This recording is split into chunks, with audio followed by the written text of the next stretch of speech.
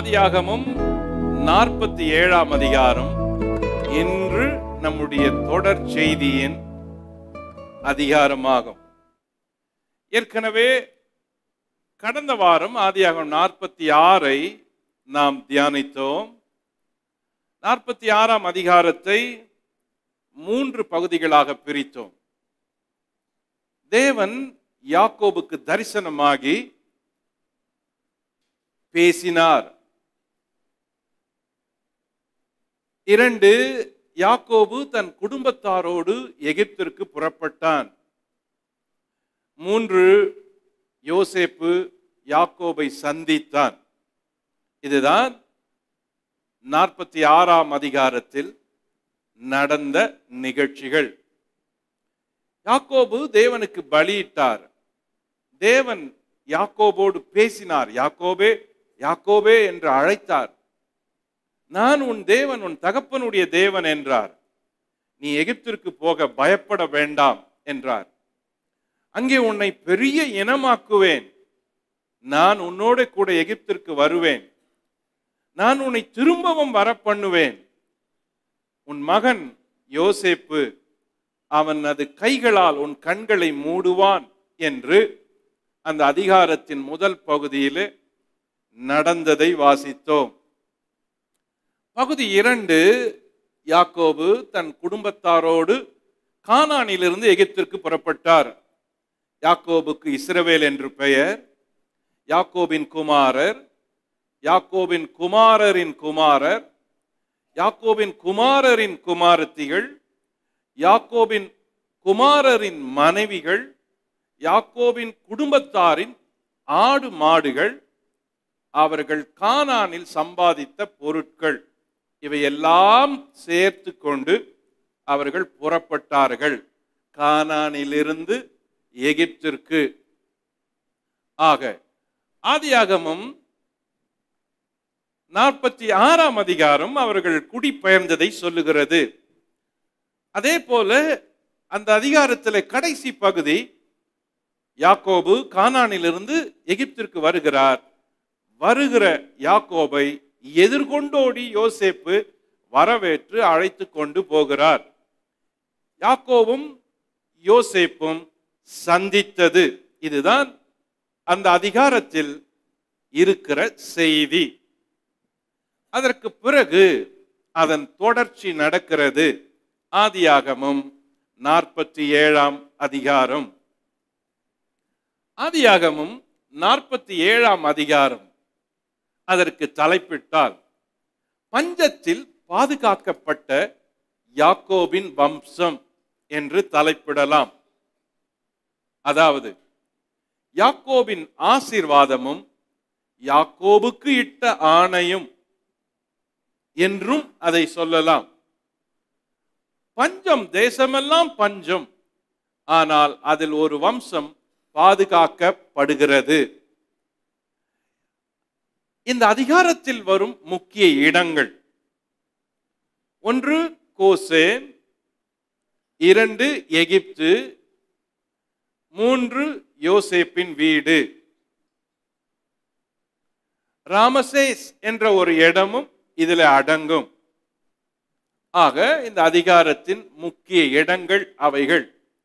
இந்த அதிகாரத்தில் வரும் நபர்கள்: 1 யோசேப்பு, 2 யாக்கோபு, 3 பார்வோன், 4 எகிப்திய ஜனங்கள், 5 யாக்கோபின் குடும்பத்தார்.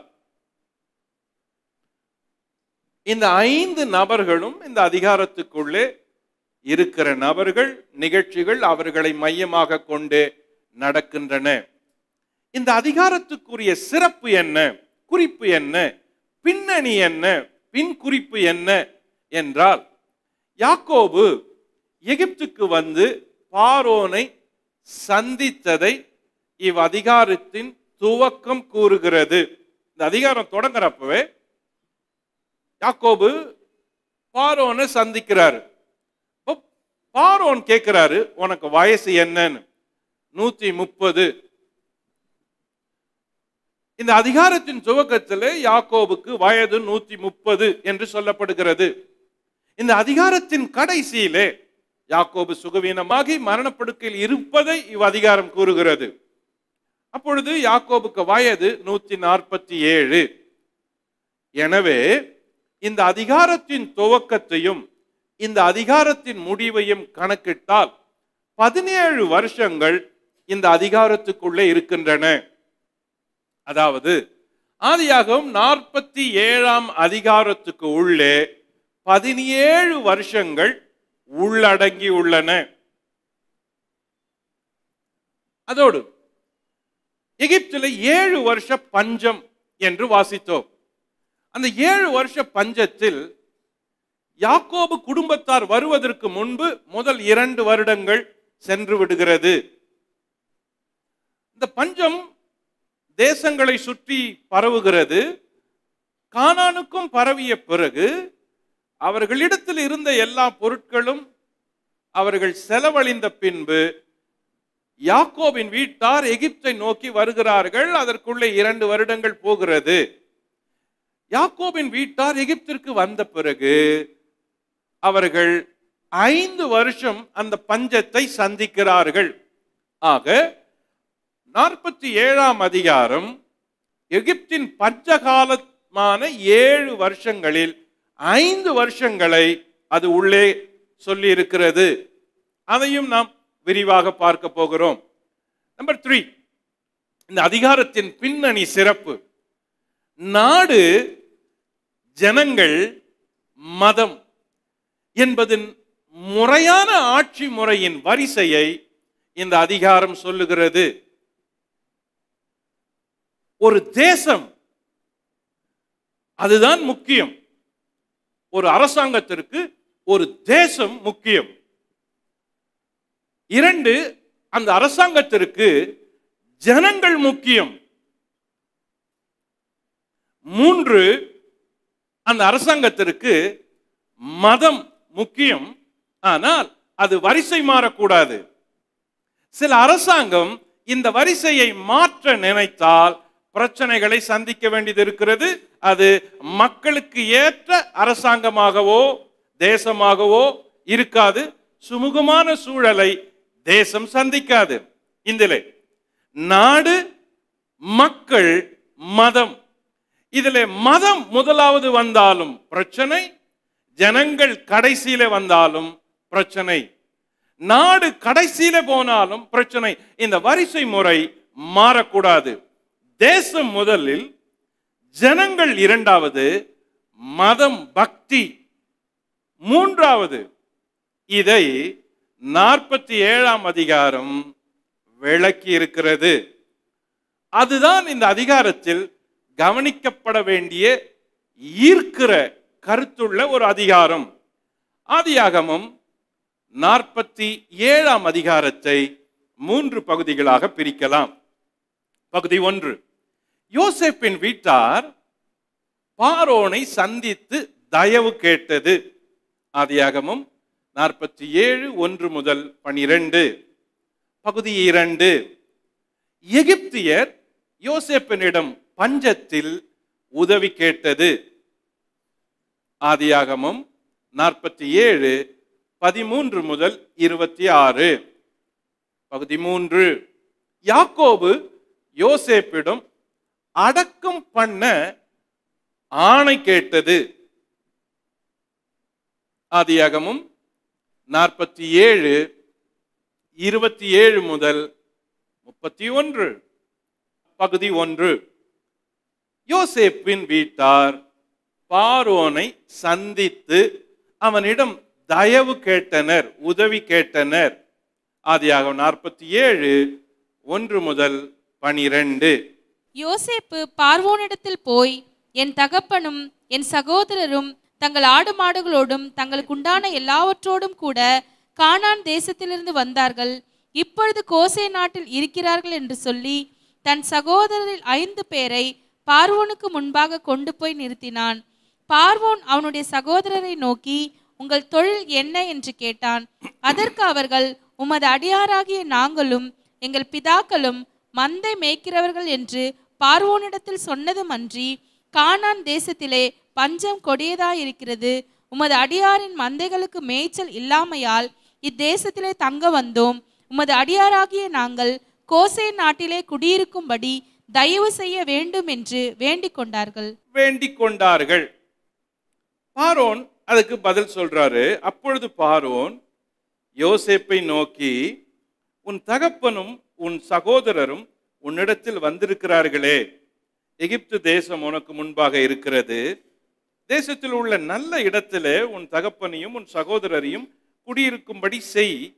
அவர்கள் கோசேன் நாட்டிலே குடியிருக்கலாம். அவர்களுக்குள்ளே திறமை உள்ளவர்கள் உண்டென்று உனக்கு தெரிந்திருந்தால் அவர்களை என் ஆடு மாடுகளை விசாரிக்கிறதற்கு தலைவராக வைக்கலாம் என்றான். அப்பொழுது யோசேப்பு தன் தகப்பனாகிய யாக்கோபை அழைத்து கொண்டு வந்து அவனை பார்வோனுக்கு முன்பாக நிறுத்தினான். யாக்கோபு பார்வோனை ஆசீர்வதித்தான். நடக்கிற நிகழ்ச்சி என்ன? யாக்கோபின் குடும்பத்தார் எகிப்திலே வந்து விட்டார்கள். வந்து சில நாட்கள் ஆகிறது. அவர்கள் வந்து சில நாட்கள் ஆன பிறகு பார்வோனை சந்திக்க வேண்டும். பார்வோனை சந்திக்கும் பொழுது பார்வோன் என்ன கேட்பார், பார்வோனிடத்தில் எப்படி பேச வேண்டும், அவர் கேள்வி கேட்டால் எப்படி பதில் சொல்ல வேண்டும் என்பதை யோசேப்பு தன் சகோதரருக்கு சொல்லிக் கொடுக்கிறான்.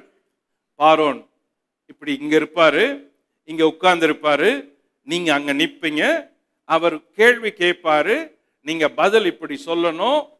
இப்படிப்பட்ட ஒரு ஆயத்தத்தை யோசேப்பு தன் சகோதரருக்கு சொல்லி கொடுக்கிறான். பாருங்க, ஒரு காரியத்துல முக்கியமான ஒரு நபரை சந்திக்கும் பொழுது நம்முடைய ஆயத்தம் ரொம்ப முக்கியமா இருக்க வேண்டும். ஆயத்தம் ரொம்ப முக்கியம். பார்வோனை சந்திக்கணும், அதுக்கு இவ்வளவு ஆயத்தம் தேவையானா அதை யோசேப்பு எவ்வளவு நுணுக்கமா கவனமா தங்கள் சகோதரரை ஆயத்தப்படுத்துறான் பாருங்க. அப்ப இந்த ஆயத்தம்ன்றது ஒரு சில நாட்களா நடந்திருக்கும். அவங்கள சொல்லி இருப்பான், தைரியப்படுத்தியிருப்பான். அவங்க சிந்தைய எகிப்தினுடைய தேசத்துக்கு ஏற்றது போல அவன் எல்லாவற்றுக்கும் அவங்களுக்கு போதிச்சு எப்படியெல்லாம் பதில் சொல்லணும்னு சொல்லியிருப்பான். இந்த இடம் யோசேப்பு தன் சகோதரர்களை முதல்ல வீட்டில் ஆயத்தப்படுத்துறான். அதுக்கப்புறம் யோசேப்பு அவங்கள பார்வோனிடத்துல கொண்டு போகிறான். கவனிங்கள், நம்பர் 1, யோசேப்பின் சகோதரர் பார்வோனை சந்தித்தது. ஆதியாகமம் 47:1-6. நம்பர் 2, யோசேப்பின் தகப்பன் பார்வோனை சந்தித்தது. ஆதியாகமம் 47:7-10. நம்பர் 3, யோசேப்பின் குடும்பத்தார் கோசேனில் குடியேறியது. ஆதியாகமம் 47:11-12. இந்த முதல் பகுதியில இந்த 3 நிகழ்ச்சிகள் தான் நடக்குது. சகோதரங்க பார்வோனை சந்திக்கிறாங்க, அப்புறம் தகப்பன் பார்வோனுக்கு அறிமுகப்படுத்தப்படுகிறார், பிறகு குடும்பமா கோசேனில் குடியேறாங்க. இதுல முதல்ல 5 பேர் பாருங்க, 2வது வசனம், தன் சகோதரரில் 5 பேரை பார்வோனுக்கு முன்பாக கொண்டு போய் நிறுத்தினான். இது யோசேப்பு செஞ்ச காரியம். இப்போ வந்த எல்லாரையும் கூப்பிட்டுட்டு போல. பார்வோன் மிக கண்ணியமானவர், உயரிய பதவி. நம்ம ஏற்கனவே படிச்சிருக்கிறோம், பார்வோனை சந்திக்கிறது ரொம்ப கஷ்டம். 70 படிகளுக்கு மேலே அவருடைய சிங்காசனம் இருந்தது அப்படின்னு பார்த்தோம். அவ்வளோ உயரமான பதவி. அதுவும் இப்ப எகிப்தில எல்லா சுற்றுப்புற தேசங்கள் எல்லாம் எகிப்தை நோக்கி வருகிற நேரம் இது. ஓ, யாக்கோபின் வீட்டார் 70 பேர் வந்து எகிப்துல குடியேறியப்ப 70 பேரையும் கூட்டிட்டு போயிருந்தா எப்படி இருக்கும்? அப்ப இங்க யோசேப்பினுடைய ஞானம் ரொம்ப முக்கியமா பார்க்கப்படுது. என்ன சொல்லியிருப்பான்? ஓகே, முக்கியமானவங்களை கூட்டு போறேன், அங்க எல்லாரையும் கூட்டு போனா நல்லா இருக்காது. பார்வோன் வந்து உங்ககிட்ட பேசுவாரு, எப்படிதான் விசாரிக்கும் பொழுது கேட்பாரு, உங்க தொழில் என்னன்னு கேட்பாரு. கேட்டா எங்க தொழில் ஆடு மேய்க்கிற தொழில், எங்க முற்பிதாக்கள் செய்தது, நாங்க கானான்ல இருந்தப்ப அதை செஞ்சுட்டு இருந்தோம், பஞ்சம் வந்ததுனால எகிப்தை தேடி வந்தோம் அப்படின்னு சொல்லணும். ஆயத்தங்கள் வீட்டில் நடந்துச்சு. கேள்விக்கு பதில் சொல்லுவது எப்படின்னு சொல்லி கொடுக்கப்பட்டது, அதே மாதிரி கேள்வியும் கேட்கப்பட்டது. பார்வோன் என்ன கேட்பாருன்னு யோசேப்புக்கு தெரிஞ்சிருக்கும். அவர் எப்பவுமே இதில் தான் கேட்பாரு. இது அவர் கேள்விக்கு வழக்கமா கேட்கறது. ஒருவேளை அவர் எந்த கேள்வி கேட்டாலும் பதில் சொல்லக்கூடியதா இருக்கணும். இந்த பகுதியில் 2 கேள்வி கேட்டான். ஒன்னு, உங்கள் தொழில் என்ன அப்படின்னு பார்வோன் கேட்டாரு. இன்னொன்னு, யாக்கோபே உன் வயது என்ன அப்படின்னு கேள்வி கேட்டாரு. அப்போ அவர் பெரும் பதவியில, உயர் பதவியில இருக்கிறதுனால சிறு சிறு வார்த்தைகள்ல பேசுறாரு. பதில் சொல்ல வேண்டியது கீழே இருக்கிறவர்களுடைய பொறுப்பா இருக்குது. இப்போ இதுல 5 சகோதரர்களை மட்டும் யோசேப்பு அழைச்சிக்கிட்டு போறான். இது கொஞ்சம் கஷ்டம். 70 பேர்ல 5 பேரை செலக்ட் பண்றது. சரி, 11 சகோதரர்களையும் கூட்டு போயிருக்கலாம், ஆனா கூட்டிட்டு போல. இது ஒரு ஞானம். இன்னொரு வகையில சொன்னா இது ஒரு இங்கிதம். உயர் பதவியில இருக்கிறப்ப எல்லாரும் போய் பார்க்க முடியாது. சிலரை தான் அனுப்புவாங்க. உள்ளே அனுமதி கிடைப்பது ஒரு சிலருக்கு தான் கிடைக்கும். நான் கூட வரேன் எல்லாரும் போய் ஆசையா பார்க்க போனாலும் அனுமதி மறுக்கப்படலாம். ஆனா இங்க யோசேப்பு என்னதான் பார்வோன் தனக்கு தெரிஞ்சவரா இருந்தாலும், தன்னை நம்புறவரா இருந்தாலும், பார்வோனிடம் இங்கிதத்தோட நடக்கிற அந்த ஞானம் இருக்குதே, அது யோசேப்புக்கு இருந்துச்சு. பாருங்க, இந்த இடத்துல நம்மளை வச்சு யோசித்து பாருங்க, நம்ம என்ன பண்ணிருப்போம்? ஓகே, அவர் எனக்கு தெரியும், நான் சொல்றதெல்லாம் கேட்பாரு. அவர் என்ன இருந்தாலும் நான் சொல்றது கேட்கறவர் தானே, ஆனால் என் மேல ரொம்ப நம்பிக்கை வச்சிருக்கிறாரு. எல்லாம் கும்பலா வாங்க, வரிசையா வாங்க, அவருக்கு முன்னால நில்லுங்க, நான் ஒவ்வொருத்தரா பேர் சொல்லி அவருக்கு இன்ட்ரோடியூஸ் பண்றேன், சிலர் கை கொடுங்க, சிலர் குரூப் போட்டோ எடுத்துங்க, அப்படியெல்லாம் யோசிச்சிருக்கலாம். ஆனா நம்ம அப்படிதான் செஞ்சிருப்போம். எவ்வளவு க்ளோஸ், 2வது பதவியில இருக்கிறான், பயங்கர ரெஸ்பெக்ட் பார்வோனுக்கு யோசேப்பு மேல. ஆனா தன் குடும்பம் அப்படின்னு வரப்ப 5 பேரை செலக்ட் பண்ணிட்டு போவோம், கேள்விக்கு பதில் இப்படி சொல்லணும் அப்படின்னு. இதுல இருந்து என்ன தெரியுது? இது ஒரு யூகிக்கிற ஞானம், இங்கிதம் தெரிந்த விதம். ஓகே, 5 சகோதரர்கள் அவர்களுக்கு ஆலோசனை வழங்கினான் என்பதை ஆதியாகமம் 46:33 பார்க்கிறோம். அதுக்கு பிறகு இந்த 5 சகோதரரை மட்டும் அழைத்து சென்றான். 47:1-2. யோசேப்பு சகோதரர் பார்வோனிடம் தயவு கேட்டனர். அவங்க கிட்ட எப்படி பேசணும் அப்படின்னு கூட சொல்லி கொடுக்கிறான். இந்த கோரிக்கையில கோசேன் நாட்டுல நாங்க குடியிருக்க உதவி செய்யுங்க அப்படின்னு இடத்தையும் சொல்லி கேட்கிறாங்க. எகிப்துல அங்க இருந்த மேய்ச்சலுக்கு வசதியான இடம், பசுமையான இடம், நைல் நதி கிழக்கு பகுதியில் இருந்த இடம் கோசேன் பகுதி. இவங்க அந்த லேண்டை சுற்றி இருக்கிற பகுதிகளை ஆஃபர் பண்ணி நாங்க அங்க தங்க எங்களுக்கு உதவி செய்யுங்க அப்படின்னு கேட்கிறாங்க. சரி, பார்வோனும் அவன் உதவியும். பார்வோன் எப்படி உதவி செய்யறாரு பாருங்க. நம்பர் 1, உங்கள் தொழில் என்னன்னு கேட்டாரு. நம்பர் 2, அவர்களை நல்ல இடத்துல குடியேறும்படி சொன்னார். 3, பார்வோன் உங்களில் திறமை உள்ளவர்களை தலைவனாக்க சொன்னான். 47:6. நம்பர் 4, பார்வோன் யாக்கோபிடம் உமது வயது என்ன என்று கேட்டான். 47:7-8. நம்பர் 5, பார்வோன் யாக்கோபின் ஆசீர்வாதத்தை பெற்றான். 47:10. இந்த பகுதியில யோசேப்பு செஞ்சதை பார்க்கிறோம், பார்வோன் செஞ்சதையும் பார்க்கிறோம்.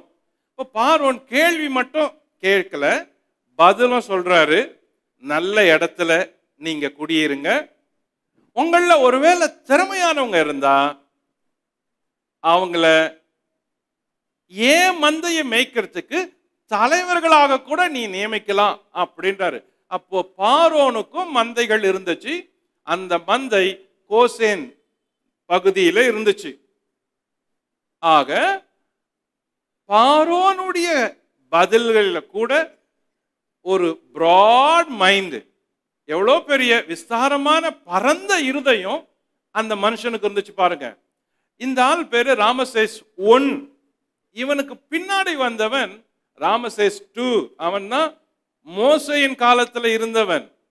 ஆனால் இவன் மிகவும் நல்லவன். இவனால எகிப்து ஆசீர்வதிக்கப்பட்டுச்சு. இவன் இஸ்ரவேலரை எபிரேயரை ஆசீர்வாதமா அவங்கள நடத்தினதுனால அந்த ஆசீர்வாதமும் இவனுக்கு கூடிச்சு. அந்த ஆசீர்வாதம் இவனுக்கு கூடிச்சு.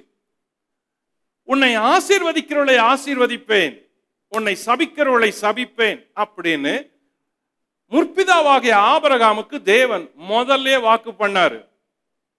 அந்த வாக்குத்தத்தம் இந்த எகிப்தின் பார்வோனுக்கு கூட அந்த ஆசீர்வாதமா மாறுச்சு.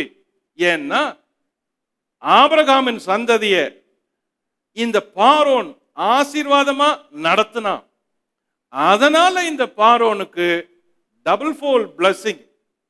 பஞ்சம் முற்றிலும் இருந்தோம், எகிப்துல பஞ்சம் இல்லை. இந்த ஜனத்தை அவன் ஆசீர்வாதமா காத்ததுனால. சரி, இந்த 5 பேர் அப்படின்னு சொல்லுது பாருங்க, 2ஆம் வசனம். தன் சகோதரரில் 5 பேரை பார்வோனுக்கு முன்பாக கொண்டு போய் நிறுத்தினான். இந்த 5 பேர், இந்த நம்பர் ஏன் 5 அப்படின்னா கிரேஸ் அப்படின்னு ஒரு அடையாளம். அவன் கண்கள்ல தயை கிடைக்கிறதுக்கு கிரேஸ். 5 என்பது இரக்கத்திற்கு அடையாளம். 6 என்பது மனுஷனுக்கு அடையாளம். 7 என்பது பூரணத்திற்கு அடையாளம். அப்போ அந்த மாதிரி எண்ணிக்கையோட இருக்கிற சில அடையாளங்கள் இருக்குது. இதுல 5 பேரை செலக்ட் பண்ணான். ஏன் 5 பேர்? 7 பேரை பண்ணியிருக்கலாம், 3 பேரை பண்ணியிருக்கலாம், 10 பேரை பண்ணியிருக்கலாம், 8 பேரை பண்ணியிருக்கலாம். ஸோ இது ஃபேவர் கிடைக்கிறதுக்காக அவங்கள அழைச்சிட்டு போனவங்க. அதனால 5 யாரா இருக்கும் இந்த 5 பேர்? தர்க்கும் சுன்ற புத்தகம் சொல்லுது, 1 செபுலோன், 2 தான், 3 நப்தலி, 4 காத்து, 5 ஆசேர், இவங்க தான் அப்படின்னு சொல்லுது. இன்னொரு புத்தகம் ஜார்கி அப்படின்னு சொல்லுது, ரூபன் 1 ரூபன், 2 சிமியோன், 3 லேவி, 4 இசக்கார், 5 பென்யமீன் அப்படின்னு சொல்லுது. 3வது ஒரு குறிப்பு சொல்லுது யாஷேர், 1 ரூபன், 2 இசக்கார், 3 செபுலோன், 4 பெஞ்சமின். யூதா அதுல சொல்லப்படல. ஆக 5 பேர் இவங்களா இருக்கணும். சரி, ஒருவேளை இது மாதிரி 5 சகோதரர்கள் உங்களுக்கு இல்லாம இருக்கலாம், எனக்கு இல்லாம இருக்கலாம். நம்ம எல்லாருக்கும் பார்வோனிடத்திலிருந்து நன்மை வரணும்னா, உதவி வரணும்னா, மேலிடத்திலிருந்து நமக்கு நன்மையும் உதவியும் கிடைக்கணும்னா இல்லாதி. நம்ம மேல போகணும்னா நமக்கு கூட 5 சகோதரர்கள் வேணும். அது என்ன நமக்கு 5 பிரதர்ஸ்? இங்க பாருங்க, பார்வோன் முன்னாடி 5 பேர் நிக்கிறாங்க. நாமும் மேல போகுவதற்கு, நம்முடைய குடும்பம் மேல போகிறதுக்கு, நீங்க உயரணும்னா உங்களுக்கு கூட 5 சகோதரர்கள் வேணும். அது என்ன 5 சகோதரர்கள்? இந்த முதல் பகுதியில அந்த 5 சகோதரர்கள் இருக்கிறாங்க. அது மனுஷர்கள் இல்ல. அதில் நம்பர் 1 ஞானம். நீதிமொழிகள் சொல்லுது, ஞானம் தன் 7 தூண்களை கட்டி அப்படின்னு சொல்லும். அப்போ இந்த இடத்துல யோசேப்பு ஞானம் ரொம்ப முக்கியமா ஞானத்தோட நடந்தான். 70 பேரையும் கூட்டிட்டு போய் நிறுத்தல, 12 பேரையும் கூட்டிட்டு போய் நிறுத்தல. இரக்கம் கிடைக்கட்டும்னு பேர பிள்ளைங்க, சிசு குழந்தைங்க அவங்கள கூட்டு போய் நிறுத்தல. செலக்ட் பண்ணி கூட்டு போய் நிறுத்தினா பாருங்க. ஞானம் என்ற ஒரு சகோதரன் உனக்கு வேணும். நீதிமொழிகள் ஞானத்தை ஒரு பெண்ணுக்கு அடையாளமா சொல்லுது, ஞானத்தை வீட்டுக்கு அடையாளமா சொல்லும், ஞானத்தை ஒரு உருவத்துக்கு அடையாளமா உவமையப்படுத்தும். இந்த இடத்துல உனக்கும் எனக்கும் ஒரு சகோதரனை போல ஞானம் இருக்கணும். ஓகே. நம்பர் 2 உண்மை. என்ன உண்மை? சகோதரன் நம்பர் 2, அவன் பேரு உண்மை. பார்வோன் கேட்டாரு, உங்கள் தொழில் என்ன? இவன் டாக்டரேட் பண்ணா, அவன் கலெக்டரா இருந்தா, இவன் கம்ப்யூட்டர் இன்ஜினியரு, அவன் மெடிசன் போனா. இப்போ நாங்கெல்லாம் ஓஹோன்னு இருந்தோம், ஆனா இங்கிருந்து இங்க வந்துட்டோம் அப்படின்னு சொல்லல. எகிப்தியருக்கு மேய்ப்பர்கள் அருவருப்பு அப்படின்னு தெரிஞ்சு கூட வெக்கப்படாத, கூச்சப்படாத, குன்றி போகாம அவன் சொன்னதுதான் பார்வோனிடத்திலையும் சொன்னான். பாருங்க, நாங்கள் மேய்ப்பர்கள் அப்படின்னு பாருங்க. உண்மை. உண்மைன்ற ஒரு சகோதரன் உனக்கு வேணும். அவன் உன் கூட இருந்தா நீ மேல வந்துருவே. ஓகே, நம்பர் 3, தாழ்மை. 47:4. இவங்க சகோதரன் உயர் பதவி, இவன் சொல்லிதான் எல்லாம் நடக்குது. இவன் தான் பஞ்சம் வரும்னு சொன்னா, இவன் தான் செழிப்பு வரும்னு சொன்னா, முழு இராணுவம் இவன் இடத்துல இருக்குது. எகிப்தே இவன் கை அசைத்தால் அசையும். அப்படி இருக்கிறப்ப இந்த குடும்பத்துக்கு கொஞ்சம் பெருமை கூட கொள்ள முடியுமே, பெருமையா பேசியிருக்க முடியும், கர்வம் கொண்டிருக்க முடியும். ஆனா அவர்கள் வேண்டிக் கொண்டார்களாம். தாழ்மை என்பது ஒரு சகோதரனை போன்றது. நீ வாழ்க்கையில முன்னேறணும்னா எப்பவுமே நீ தாழ்மையை தரித்து கொள்ள வேண்டும். அவன் ஒரு சகோதரனை போல உன் கூடவே நிக்கணும். ஆணா இருந்தாலும் பெண்ணா இருந்தாலும். இந்த பகுதியில அவன் ஞானமா நடந்தான். ஞானம். அவர்கள் உண்மையா இருந்தாங்க, உண்மையை பேசினாங்க. உண்மை. அவங்க தாழ்மையா ரெக்வஸ்ட் பண்ணி கேட்டாங்க. தாழ்மை. 4வது சகோதரன் திறமை. பார்வோன் கேட்டாரு, அப்படியா, ஆடு மாடு மேய்க்கிறவங்களா, ரொம்ப எக்ஸ்பீரியன்ஸோ? ஓகே யோசேப்பு, இவங்கள யாராகிலும் திறமை உள்ளவங்க இருந்தா ஏன் ஆடு மாடுகளுக்கு அவர்களை தலைவனாக்கு அப்படின்றாங்க. அப்போ திறமையை வளர்த்து கொள்ள வேண்டியது இருக்குது. சிலருக்கு திறமை பிறக்கிறப்ப கூட பிறக்கும். கடவுள் அவங்கள பூமிக்கு அனுப்புறப்ப திறமையோட அனுப்பி வச்சிருப்பாரு. ஒரு சிலர் அப்படி இல்லாம இருக்கலாம். சிலர் திறமையை படித்து கற்றுக்கொள்ளலாம், சிலர் திறமையை பார்த்து கற்றுக்கொள்ளலாம், சிலர் திறமையை பயிற்சி எடுத்து கற்றுக்கொள்ளலாம். எதுவுமே செய்யலனா கூட திறமையை காப்பி அடிச்சாவது கற்றுக்கொள்ள வேணும். திறமை இல்லைன்னா நீ தலைவனாக முடியாது, மேல வர முடியாது. அவன் ஒரு சகோதரனை மாதிரி நீ அவனை வளர்த்து கொள்ளணும். அப்போ உனக்குள்ளவே இவன் இருக்கணும். உனக்குள்ளவே ஞானம், உனக்குள்ளவே உண்மை, உனக்குள்ளவே தாழ்மை, உனக்குள்ளவே திறமை. திறமை இருக்கணும். திறமை இல்லைன்னா மேல வர முடியாது. ரெக்கமெண்டேஷன் பண்ணி மேல வந்தாலும் நம்ம விட திறமையானவன் இயற்கையா படிச்சுட்டு தன்னை வளர்த்து கொண்டு வருகிறவர்கள் இருப்பாங்க. அப்போ தலைவனாவதற்கு திறமையை வளர்த்துக்கொள். திறமை மட்டும் போதாது, அதுக்கு முன்னாடி தாழ்மை இருக்கணும், அதுக்கு முன்னாடி உண்மை இருக்கணும், ஞானமும் இருக்கணும். ஒரு சகோதரனை போல. நம்பர் 5, ஆசீர்வாதம். ஆசீர்வாதம் இருக்கணும். என்ன ஆசீர்வாதம்? யாக்கோபு பார்வோனை ஆசீர்வதித்தான். பிளஸிங் கூட ஒரு சகோதரனை போல. இங்க பாருங்க, பார்வோன் கிட்ட எல்லாம் இருக்குது. பார்வோன் கிட்ட எல்லாம் இருக்குது.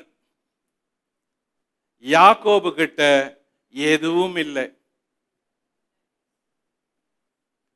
பார்வோனுடைய உதவி கேட்பதற்காக தான் முழு குடும்பமே தேசத்தை விட்டு எகிப்திற்கு குடிபெயர்ந்தாங்க. அவர் பெரிய ராஜா, எல்லாம் இருக்குது. யாக்கோபு ஒரு சாதாரண மனுஷன்.